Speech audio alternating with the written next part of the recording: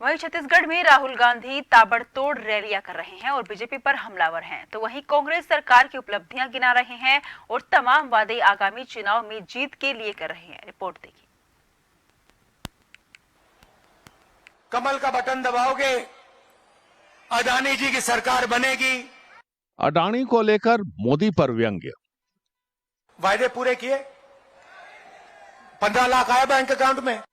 उस वादे की याद दिलाना जो पूरा नहीं हुआ। छत्तीसगढ़ के किसानों को 2 चीजें कह रहा हूं। आज ये 2640 है, आने वाले समय में ये 3000 हो जाएगा। और किसानों को लुभाने की कोशिश। कांग्रेस के लिए प्रचार करते हुए रविवार को राहुल गांधी ने छत्तीसगढ़ का सियासी पारा गर्म कर दिया। देश के सबसे पुराने सियासी दल के नेता ने दिन की शुरुआत खेतों में किसानों के साथ की। फिर उन्होंने राजनांदगांव में एक रैली को संबोधित किया।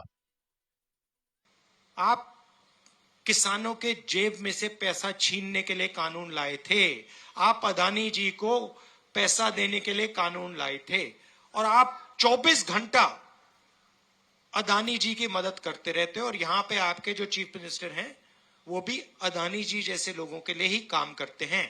हम किसानों के लिए, मजदूरों के लिए, छोटे व्यापारियों के लिए, युवाओं के लिए काम करते हैं। ये फर्क है।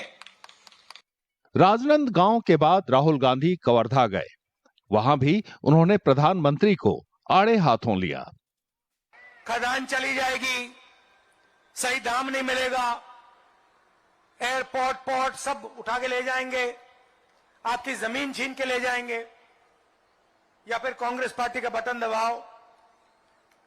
और जैसे ही आपने बटन दबाया वैसे ही किसानों का, मजदूरों का, छोटे व्यापारियों का काम शुरू हो जाएगा।